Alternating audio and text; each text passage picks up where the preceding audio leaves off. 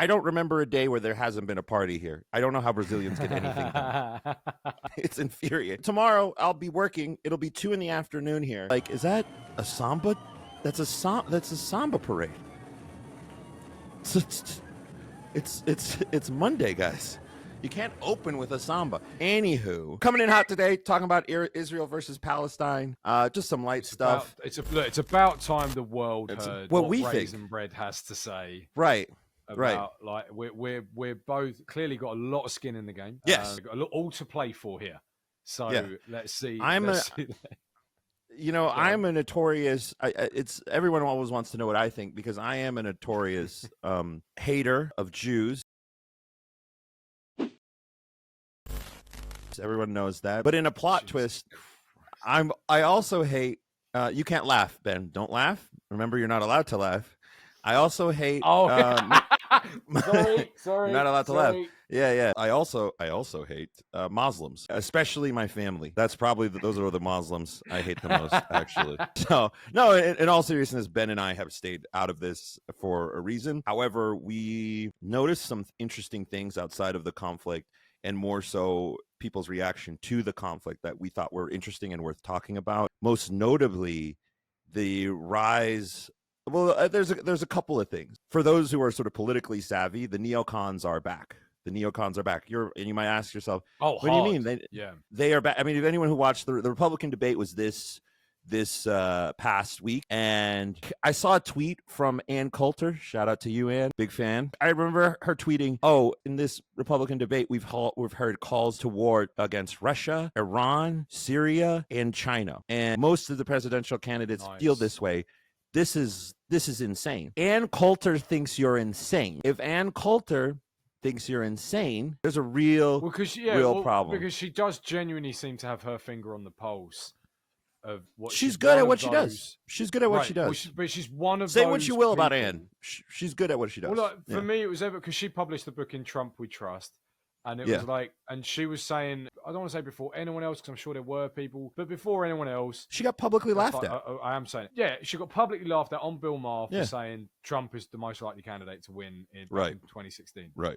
And she was right. But she wasn't just saying that in because I love his policies and I am #1 diehard Trump fan, so therefore he has to win because that's my team. That was not her diction at all. Right. It was just by reading the world right now and the culture and what's going on in the United States. Like when you say that, because this is what, do you know what, interestingly, I was having this conversation in the barber, which to any ladies listening, you'll be thinking, why? To any gents listening, you will go, perfect forum. Absolutely perfect forum for discussing geopolitics, for discussing your own mental health, for discussing the traumas of your childhood.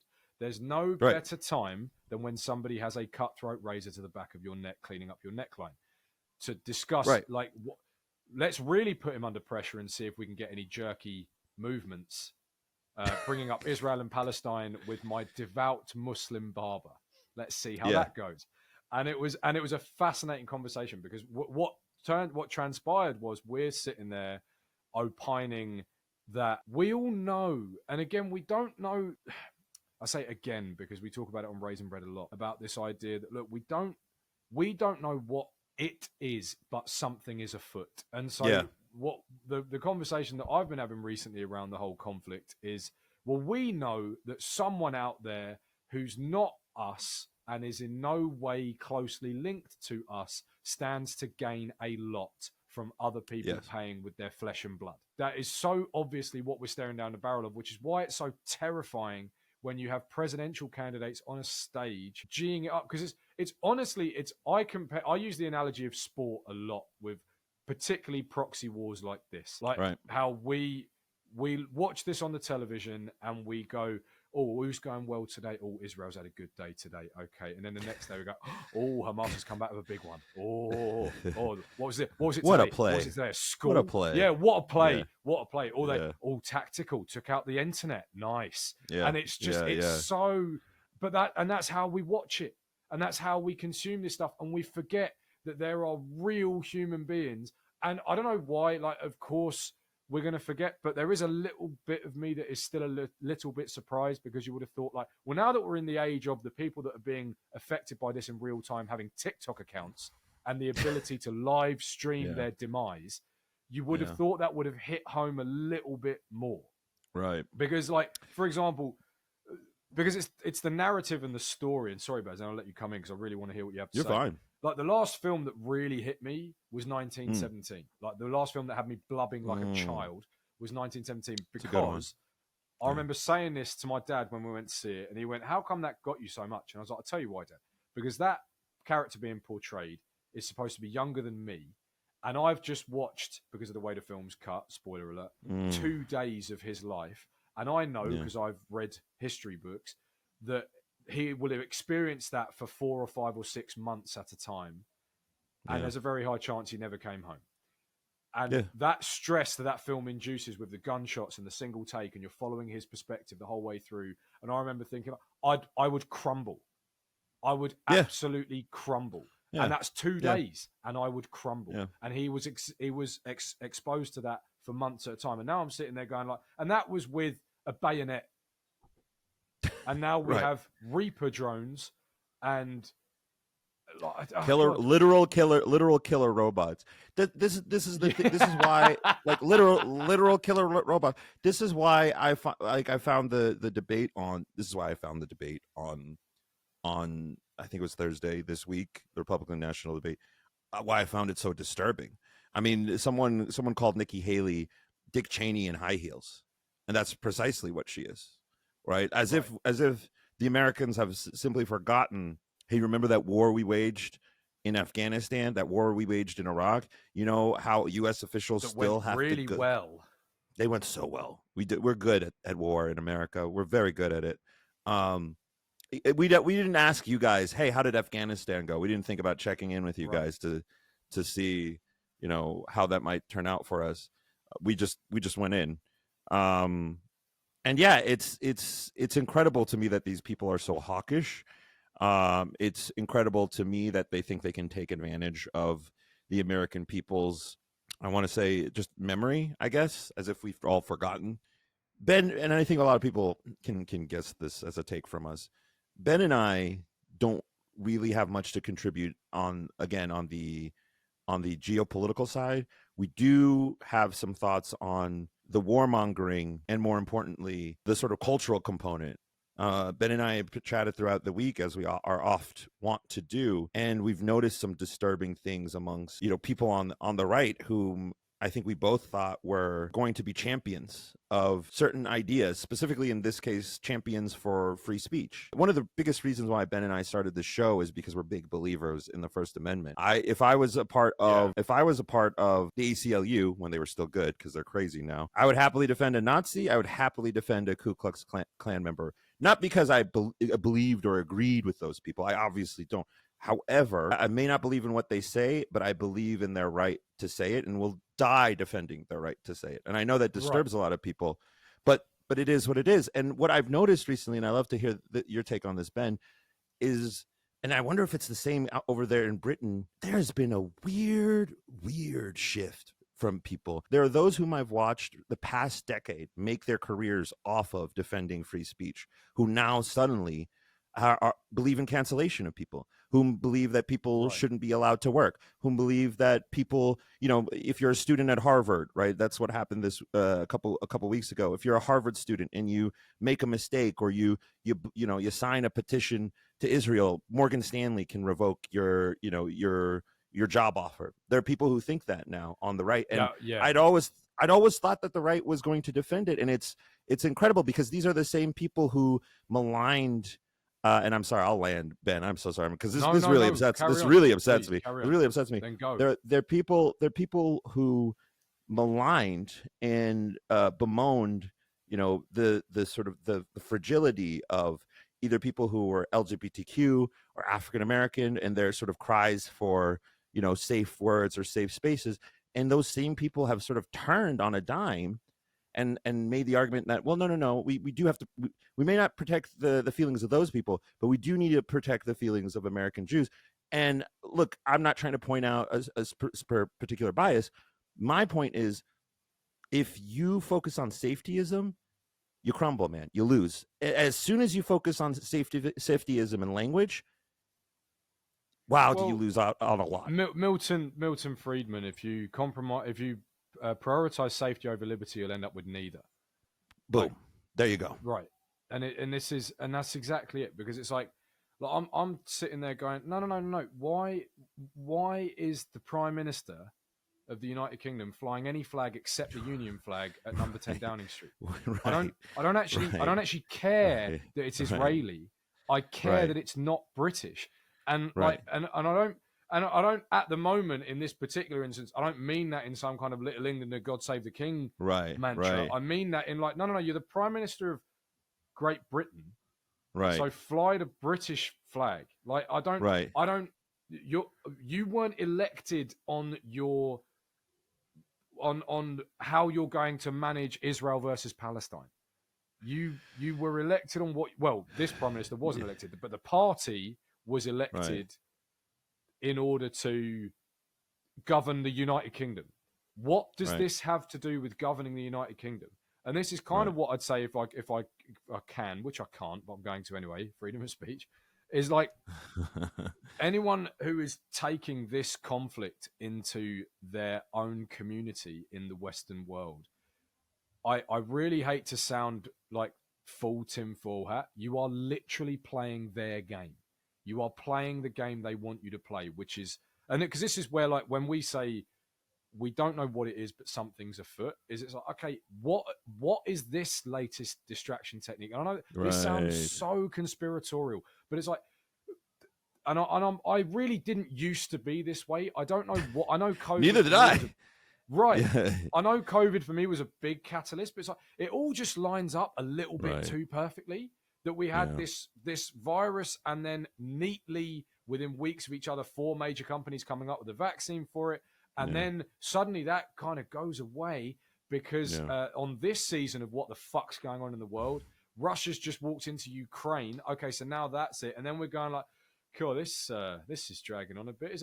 Oh, goody, another conflict. This time, is it the Middle East? Oh, it's going to be a corker.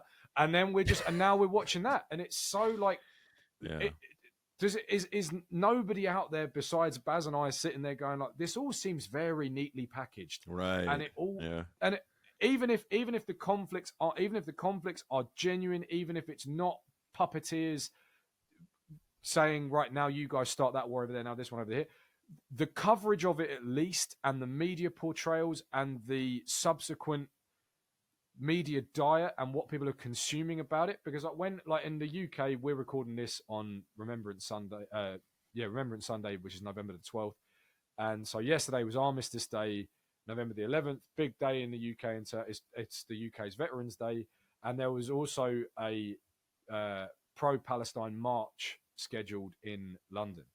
And it is just like, well, why? We're supposed to be honouring the war dead. It's not actually that discriminatory beyond that criteria. The war dead. Is the irony not lost on anyone? That we're because effectively what we're saying is like, Can I tell you something? On Friday of this week is November the 20th, Veterans Day in the United States. Oh, okay. So it does fall at the same time in the States, right? Yeah. Literally the same situation. Literally the same situation, which I didn't even realize until you mentioned it, and so I'm glad you did. But you're just sitting there like that. The lesson wasn't like, I don't know, because I get asked by a lot of people. Maybe this is worth talking about. Like, not by a lot of people. It comes up in conversation with everything going on in the world right now, because I believe I'm of conscription age. I don't know, but it's like. It's so roll on 30, but it's this idea that like I've talked about it with peers where it's like, would you do it? Would you go to conflict? It's like, would you go to war? Would you fight? And I'm sitting there going like, I would fight for what I deem to be or what I understand to be British values, because I believe they're worth defending. The only thing is, I don't believe that the person who decides whether or not I go to war is sending me for that reason. I don't believe that I'm like, because a lot, of course, in the UK, whenever war gets brought up, whenever the idea of fighting for your country gets brought up, immediately it's brought back to Churchill. immediately it's brought back to, well, he stood in the face of tyranny. And I believe he did. And I don't believe the man was perfect. I've been having conversations with somebody in particular about that in the past week, which is always very interesting. But it's like, I'm not saying he was the golden child, but I'm saying he was the man of the moment. He was the right man for the right time. But that aside, it's the idea that this noble notion of fighting the tyranny, standing up, digging your heels in, not backing down, I 100% endorse. I do not believe in the Western world at the minute. The biggest tyrannical threat we face is external. I mean, I couldn't put it any better myself. That's the issue. I mean, you know, Dr. Jeremy Frimpong is out there, friend of the show. A shout out to you, Jeremy. Has been really knocking things, not really ruffling people's feathers out on Twitter, and has made suggestions. Has made like crazy. It's not. I wouldn't say crazy, but has made some interesting suggestions on whether one can reconcile Zionism with patriotism. I don't even know if I'm allowed to say that word. At least to the United States. At least it's rough. Like 20 minutes in. Usually, this is rough. By the way, that's swiftly becoming the slogan of the podcast. Raisin bread. It's going to be rough.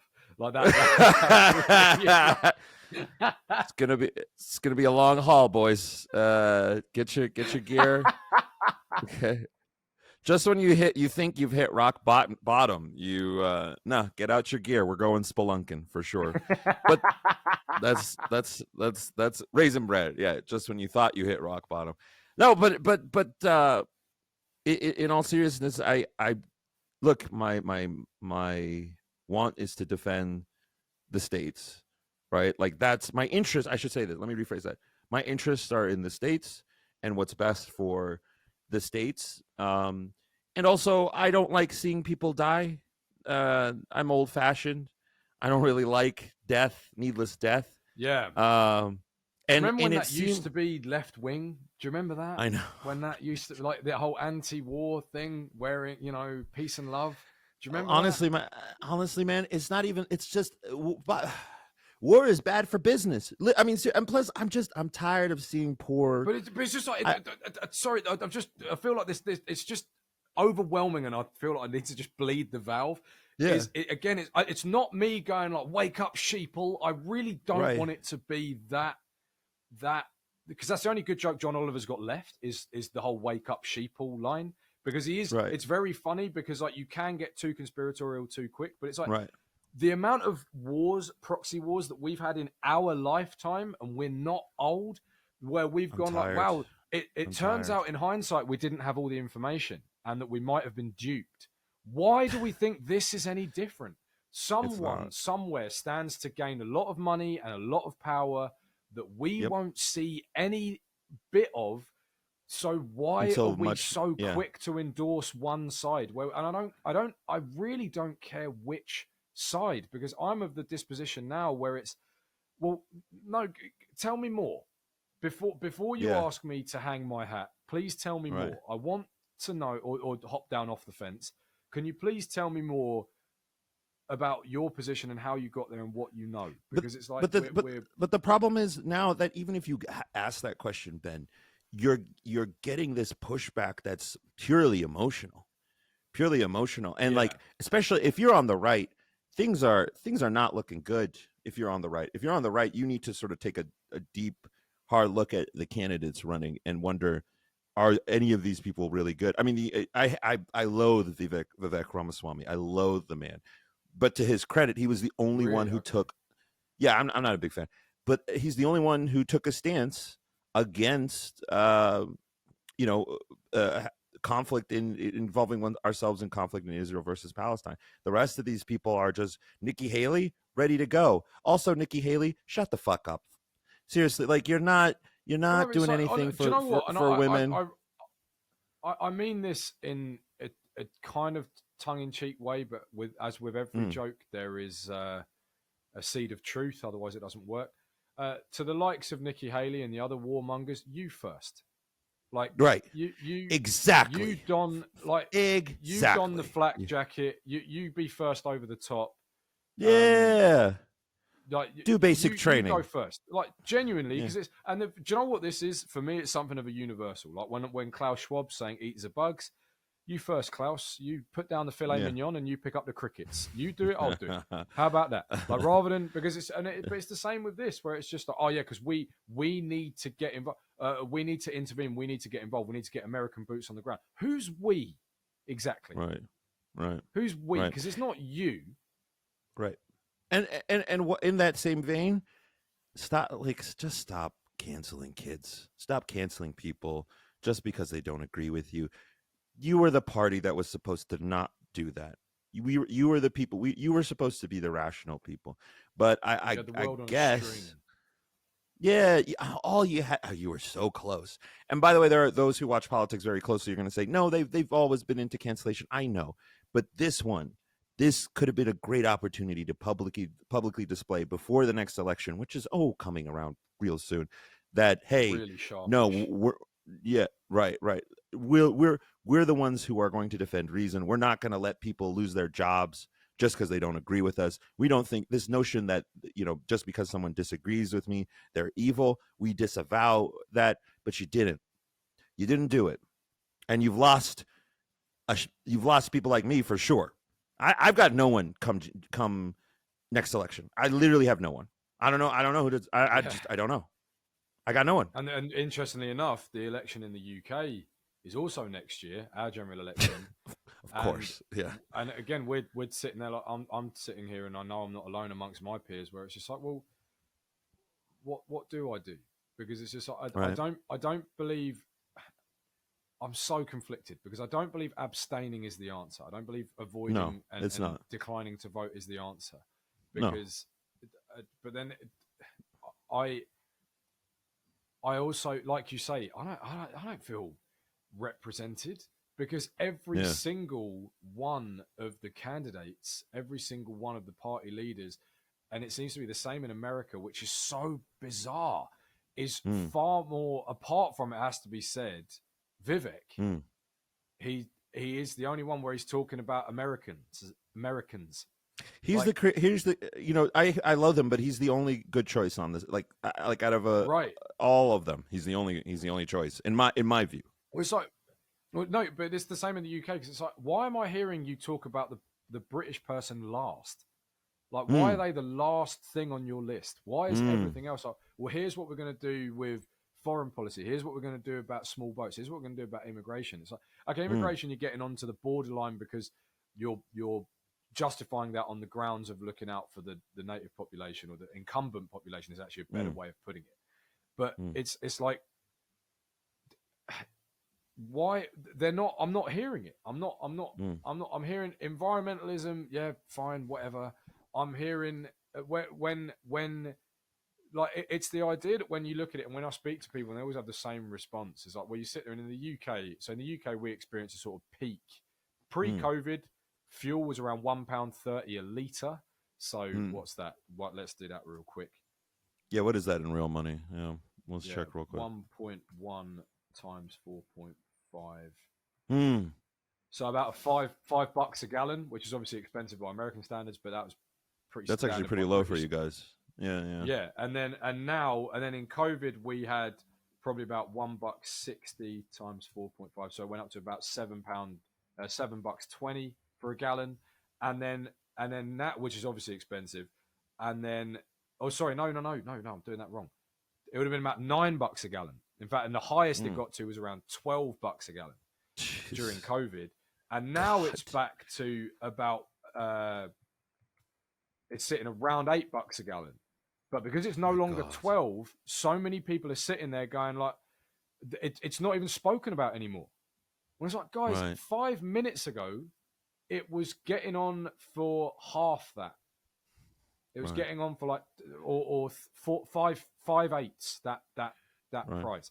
But it's like we just get so desensitized to it, and it becomes the norm, and it's the same. And this is why I use the analogy of sport, is because when the next football season kicks off, everyone forgets what happened last season. Let's go, boys! We can be the champions this year. We're going to win the league, and it always seems that it's the hard drive's wiped, and we just go straight into the new season. That is honestly what it feels like with this. No, I haven't heard anyone talk about Russia and Ukraine, and people are still shedding blood. It's And crazy. I just, It's crazy. I don't. We didn't anticipate spending And this much time on it, but it really is. It's what Baz and I are speaking to. I believe, and by all means, pull me up on if I'm wrong, Baz. But it's like what it feels like you and I are talking about is.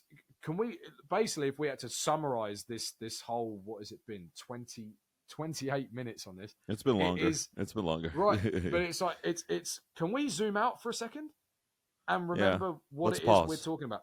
That your guys on the stage with their nicely tailored suits and their lecterns aren't doing the dying, Right. and also right. it's like, I know you don't think you are, but it's you that's doing the dying. You not yet maybe, but it's like the idea that because everyone talks about this from And if it's not you, it's someone you know. what you talk about is if you're an observer, and I the reason why I am at times because it fluctuates because we've got lives, but it's like the prospect of this is bone chilling. Yeah. Because it's just like it's me. I'd be the story getting told in the 1917 in You're 100 years you're in time the movie on the silver screen. Yeah. Right. Yeah. Right. That's only if I do something heroic, which is unlikely. Look, man, let young people at Harvard make stupid opinions. Stop canceling people. Let's, neocons sit the F down. I'm tired of you neocons trying to get us into war. I have a good memory. My friends use Adderall, so they know. They probably remember the last war, right? Like we're not stupid. And yet they're confident, man. They are confident about us getting involved in this, and I don't want to, and I really hope we don't, and I really hope we focus on issues that are, like you mentioned before, domestic. I mean, people are hurting right now. That's one thing I learned at the conference, talking to just regular folks, right? But it's not just the price of gas; it's the price of food, it's the price of, just the cost of living in the States now, and Britain, I imagine, is the same way. It's the same. It's unbelievable. Like, how do you get a job, and how do you make it work? Yeah, I mean, now they're go on. I was going to. I mean, you were just dealing with this, weren't you? You were right. just. This past week, like I went for an interview to be a delivery driver, to deliver parcels, to try and bring in some extra money. And what was crazy about it was we were looking at. So it's a major online retailer. Let's just put it that way. You're going to know who it is. Never heard of them. Yeah. It was right. It was almost it was a group interview, and when we say interview, it wasn't really an interview. At this end of the job market, it is that we basically just need to make sure that you're not a criminal. We need to make sure that you're going to show up on time, which is edified by whether or not you showed up here on time. But it's not like, so where do you see yourself? It's literally like, okay, guys, here's the deal. And because you walk in, like, I've got the notes that I made in front of me. You walk in and they immediately go like, right, we're going to need a DBS check, which is basically the police check. You're going to have to do a drug and alcohol test, and it's going to be 4 days training. It was none of this, like none of the questions. Tell me about a time where you've led a team. There was none of that. It was just, here's the deal. And it was literally right. And here's how much money you can make. And after that was said, two older gentlemen, both over 60, 65, got up and left. Because they were like, it's not enough money. And that, I firmly believe, brought the average age in that room down to under 30. They were all men, under 30 years old. I think I was the only one in there who'd been to university. The rest of them had been wise. And we're all sat around. And what was interesting about it was we got chatting afterwards, and we sort of got chatting during it as well. And I'm sitting here and I'm going like, okay, so I'm the one who's sort of jumped through the hoops at school. These guys, I'm sure they've been making money in various ways. But there was one chap there who was there because he'd lost his job. So he and I had a lot to talk about. But I'm sitting there and my summation of these men who are in this group interview, They're trying to get by. They're not incompetent. This was something huge for me. They didn't strike me as incapable or unable or unintelligent. They were competent, alert, awake people. Like, they're sitting there, and when we're going through the breakdown of how much money you can earn, immediately, because I have a limited company, I'm there going like, well, guys, if you set up a limited company, because we're going to be paid as contractors, so you can get paid through a limited company. Here's how you can do it, and you can actually increase your take-home pay, and it's all green, it's all above board. Immediately, the person running the interview, the attention is off him and onto me, and they're going like, right, tell me more. How do we do that? How do we do that? And then I'm sitting there going, I love it. How the hell? But why are we not taught about this? Because they're there going. And there's a bit of a wake-up call, because basically, like, look, it looked like what you could take home was about $2,000 a month. If you did this 5 days a week, you could take home about $2,000 a month. And so that's before tax. So it's nothing to be sniffed at, if you ask me. It's nothing to be sniffed at, but it's also nothing to write home about. You would be, and right now, if you are living on your own, yes, you'd be struggling to make ends meet with that. For sure. Yep. You'd be struggling to make ends meet. And it's like, and you're sitting there, but you're going like, there are ways to do it. And the other thing is when we were talking afterwards, like, I remember saying to some of the guys, like, we do have to accept that this is the reality of the job. This idea of, oh, well, that's not enough. It's like, guys, this is the end of the job market that we're talking about. We are expendable. If you're a delivery driver, we're expendable. We are replaceable. We are needed for our bodies and ability to drive a van. That's it. We're not needed for our cerebral cortex in the slightest, so long as we can look at an app and bring a package to a door. You have to acknowledge that and accept that, and now figure out, right, how can I earn more money? Do I do this as one of a number of jobs? Do I do more hours? Do I just get more efficient at it, and then I can take on a bigger workload? Like, there are ways around it, but it's like the guys who were walking out, it was, again, Tim, full antenna goes up of just like, I can't help but thinking you're doing what they want you to do, which is just throwing in the towel and giving up, and I'll live off state benefit instead. It's like, no, if you do this now, who knows what could come of it? We don't know what could come of it. But is there anything in that you want to zone in on? Because there's I've given a lot of info there. There's so much. Look, you know me, I worry. I kind of go the off-brand Jordan Peterson route, where what concerns me the most about that is the age of the men, because it sounds like 20 to 30-year-old able-bodied men are signing up for this. Yeah. And I get it. And of course, there were some older guys in the room who clearly done these sort of manual labor jobs these days. Obviously, there's people who worked in warehouses, probably on building sites. But I do genuinely think that the average age, maybe only just, but I am convinced the average age in that room of about 20 people was under 30. Yeah, and that's concerning to me. This isn't to knock that sort of job. I don't think there's anything wrong. I think it's actually one of the best things you can do is work a job like that, if you have to, right? You and I have talked about. It humbled this before. Me. Just that experience humbled me. Yeah, and there's nothing wrong with working that type of job. But what concerns me is that so many young men are seeking that kind of job. They're all either desperate or just can't think of anything else. And again, nothing wrong with that, right? It might lead on. Do you know what? To add to your thinking, I think this is worth adding. The conversations that we were having afterwards around the table was all a lot of like. Again, I think I was the only one there who'd been to university, and a lot of these guys are there going like, and I'm telling about what I've done, and they're kind of like, so what are you doing here? And I'm there going like, hey guys, before we get into that, I'm in the same interview as you. Let's not get it twisted. Let's not get anything twisted. Absolutely, like, absolutely. But when we're sat there talking, there was this. Some of them said it aloud, but there was this even the ones who didn't, there was this underlying thing of like, I just don't know how to do the next step. I just don't know how to get there. I don't know how to get to that. And there was this.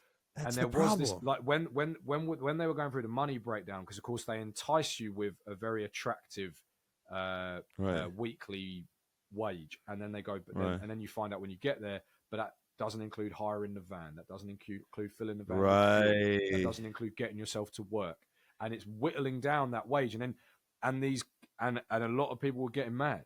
and they were getting like, wait, so hang on a minute, you've dragged us here, you've enticed us in, you've drawn us in, and it's just like, and then they're going like, I want, like one guy in particular that I was chatting to afterwards was like, I don't know where else to I don't know how to get to the next bit. I know this isn't going to be me forever, but I don't know how long this is not going to be me forever for. And that's the yeah, problem. Right? it was pissed, man. They were pissed. They were annoyed. They were aggravated. And I'm just sitting there because I'm there too, aggravated as well. And it's just like, wow, if you're a tour de force in the right place, if somebody were to give you a break, but we're so wrapped up in credentialism and we're so wrapped up in have you jumped through the requisite hoops? Don't worry, I actually think they're bullshit as well. But those are the hoops you have to jump through, or I can't give you an interview. And it's just, oh man, I'm speaking to these. They've managed to dress themselves and wash themselves and get to the damn interview on time. Right. They've got more to offer the world. Where's the opportunity? And I'm not saying this as some like, I don't think the answer is government handouts. That's the last thing I think it is. Yeah. But what is I don't know what the answer is. That is the whole concern that I have. Is the age. It's the age, and it's even worse, the aimlessness. There's nothing more dangerous than young men with nothing to do and with no direction, and who feel helpless because there are very few routes that lead out of that, and two of them are despair and violence, and that really concerns me. Well, the third one just before violence is other types of crime. Right. Like, and did you hear about did you hear about the Ecuador? I'm sorry to cut you off, bro. Did you hear about the Ecuador thing? The 7-year-old man who just came. There's a man, old man, in Ecuador, who I don't know why or for what, but this man gets out of his car, and so he's in Ecuador. They're driving. They encounter a protest of some sort. The old man gets out of his car, asks the protesters to move. The protesters refuse to move. The old man then takes out a gun, and there's video of this. Takes out the gun, aims it to one protester's head, and then shoots them point blank. I don't know what led him to do that, but I don't think. And this guy's American, but I just don't think this happened overnight. The sort of psychological decay that leads one up to that point. Right. And that's what concerns me, is us seeing men like that become the norm, because they don't just cause violence in their home country. We see that in the United States. It manifests itself in school shootings and all types of violence. But they also are now presenting themselves as a problem abroad. All that to say, we're really throwing away. We've thrown away one. I think what we've done to our generation of millennial men is one of the greatest acts of disservice in the history of humankind. But what we're about to do to this next generation somehow may even be worse. That's what I'm worried about. Between 20 to 30. What do you anticipate coming?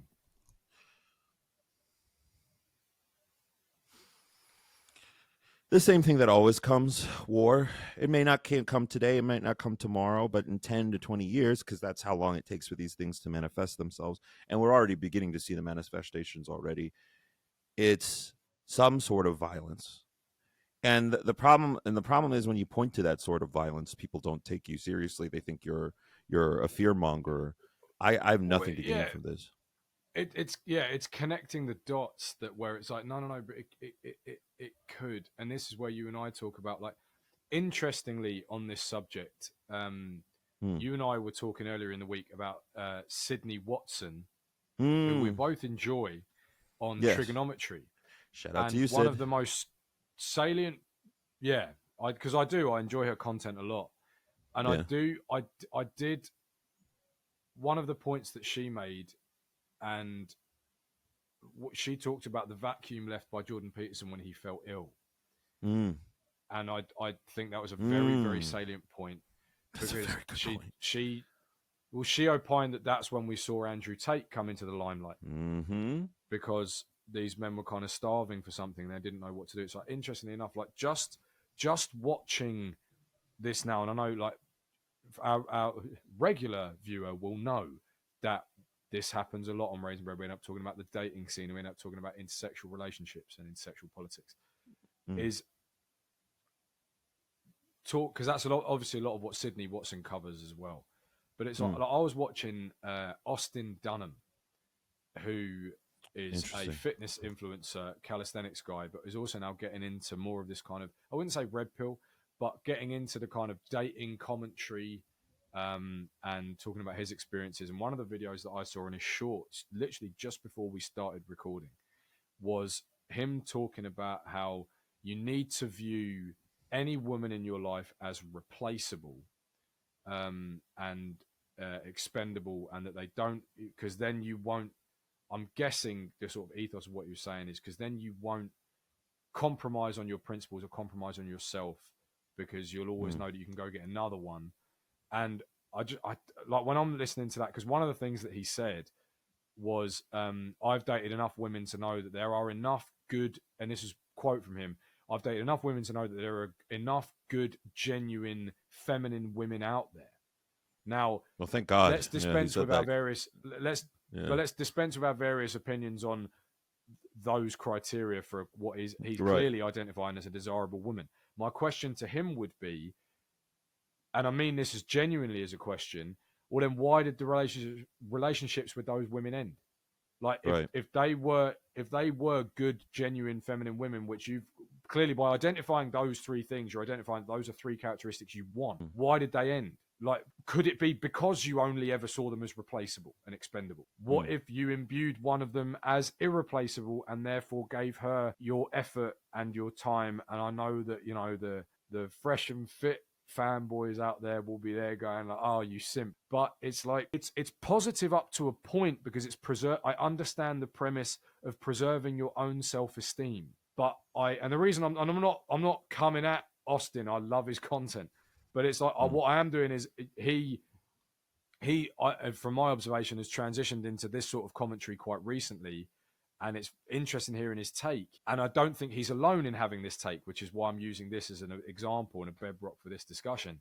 It's only positive up to that point of preserving your own self-esteem. Within the grander narrative, I think it's a negative, because you're putting a wall up. I'll let you land my bad, you're not allowing yourself to be, this is going to sound so wet, be all you can be in that situation. You're holding yourself back, and it's not clear to me as to why. The reason why is bluntly in case she walks away, and there seems to be this real kind of stuck, like locked gears attitude, like of I tell you what, because the worst might happen, that will somehow reflect negatively on you giving your best. And I don't believe that's true. I tell you what, I think, and I think this connects to the previous point, in that I think a lot of young men. No, don't worry, I got this one. I got this one. I think it does, because what I see, the connection I see here is, look, if you're a young man, you already don't have a lot going on, so you may use this relationship, however it may manifest itself, whatever it may be, as either a focal point or as something you greatly value within the context of your own life, especially if you don't have other things going on, right? Especially if the other things aren't lining up for you, either financially or personally or what have you, right? So if you value this thing, you open yourself, you make yourself vulnerable. There's a fun word. To honestly some emotional destruction, and you may not be prepared for it because you've been just, or you feel that you've been hurt on the regular. You've got a society telling you that you're worthless. You've got women telling you you're worthless. You've got a job telling you you're expendable and worthless. Now you got to come home to a gal who thinks who could leave at any time, which, by the way, will make you feel worthless. Well, it's a problem. It's like, why isn't the mindset? Well, it's a problem of mindset. So why isn't the mindset? Absolutely. Well, if the worst does happen, I'll be able to take it. Why? Like, because it's I that's the position, because that's the position of strength. The idea of, oh, I need to view you as replaceable, which, first of all, you're not. Why the bloody hell would it's you such a poor invest? choice of words. Such a poor It choice. is. Like, Why would you invest any time, effort, energy, or money in somebody you deem replaceable? right, Because that right. word means they're not worth very much. Like, And isn't the whole I don't know, enterprise to find somebody worthy? No, I 100%. worthy, right? And Yeah, the first step to being finding somebody worthy is being is worthy being something in worthy. Yeah, someone worthy. right Yeah, in your own absolutely. estimation. And so then, and also who you attract is a reflection of you. I'm sure of it. So if you then, which in yeah, if I look back on my history, I've been through some chapters, but it's like it's saying if if you if you're viewing them as replaceable, what does that make you? Right, right. And but again, I'll cite. I'll go back to what I said. I think men are young men especially are lost. I think that sense of law, like that the fact that they are lost contributes to a sense of hopelessness and a sense of despair, and that despair weakens confidence, and that weakened confidence manifests itself in every piece of their lives. Now, you and I are very. I mean, there are those. I'll tell you what. You and I are lucky. I think both of us work on a podcast. Podcasts, much like comedy, stand-up comedy, are an affair of doing everything as much as you can and convincing yourself things are going well when they most certainly are not. Right? That's the entire enterprise. That's literally the entire. That's podcasting in a nutshell. Is, hey, is this working? No, not really. No, let's tell ourselves it is working, right? And and right. that requires a lot of grit, a grit that we don't necessarily learn anymore, a grit that we don't necessarily train anymore, a grit that we don't help grow anymore. Well, So why it's why one of the why would you be prepared? Why would you be prepared for the end of a relationship? you're So yes, you're right. It is this. What how much of this do you think speaks to the sort of idea of option paralysis? Because one of the things hmm that I think, because this is certainly something that grips me hmm regularly, is where you go hmm like, well, if I commit to that, then I can't devote my attention to this. So hmm maybe I shouldn't go all the way in on that, because then I can't go all the way in on this, which actually results in you going all the way in on nothing hmm and making no real tangible progress anywhere.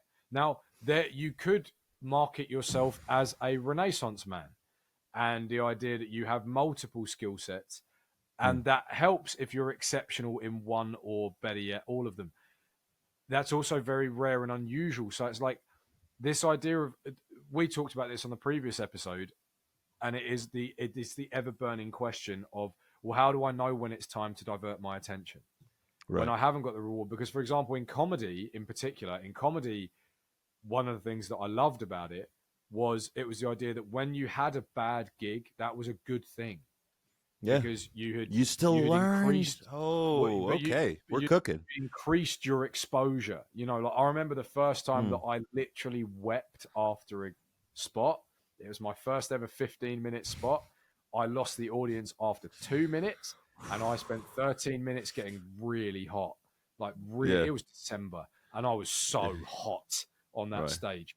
And I was Right. just there in a t-shirt, and I was sweat pouring off me, and there's this tension, and I can feel my shoulders rising with each Right. joke that doesn't land, and you can feel the hatred of the, I don't know, if I'm lucky, 80 people in that room getting, because it was, I was at 15. It was like, and like, for anyone who doesn't know, open mic comedy, it goes up in multiples of 5 depending on your sort of perceived aptitude. So everyone starts out with a 5, you get a Right. solid 5, you then work on another solid 5, you'll find a way to link them, that's your 10. 15 might be a whole new routine, but more often Yeah. than not, you're kind of weaving together little bits that you've honed. And so you get to 15, that's like you're sort of mid-table. That's like a green belt or a purple belt. You're doing all, You're depending cooking. on your martial art. you're doing all right, you're cooking, you're going places, and then I got nothing. And you go from thinking I'm on the way up, and then I sat back in my car and gripped the steering wheel, knuckles white and wet, because that tension has to go somewhere. Hilarious. And by God, I wasn't crying in front of that audience, but then afterwards you go like, wow, I needed to know that feeling. I'm so pleased that I know that feeling. And for a listener, if you're wondering out there, did it happen again? You bet your bottom dollar it happened again. but it wasn't like I am now immune. No. But again, this is what I mean is like the mindset was then, I've been here before, so I can take. I took it then, I can take it now. Why isn't that the mindset? Why aren't we encouraging that mindset? We're encouraging that, wait, it hasn't gone perfectly right now. Change your whole world. Like, get rid of all of it. Like, that's not made for you. Because that's what we get right now. That is the epicenter of the cultural problem, I would say, in our communities is, first of all, that bit, I use those words deliberately, change your world. It's not change you. It's change the world around you. It's not perfect for you. You felt an unpleasant feeling. Well, that's not right. We need to make sure that you never experience an unpleasant feeling ever, when actually they are so useful. They burn and they're painful, but they're very useful. They're supposed to. They're supposed to burn. He says, and I don't. And I don't think there's any place better to end on than that. No. Get out in the words. I'll end on this. The great words of Miss Frizzle from the Magic School Buzz. Get out there. Get messy. Make mistakes. Get messy, and just try to make it work. So shout out to y'all. Bye bye. We covered some bases on this episode.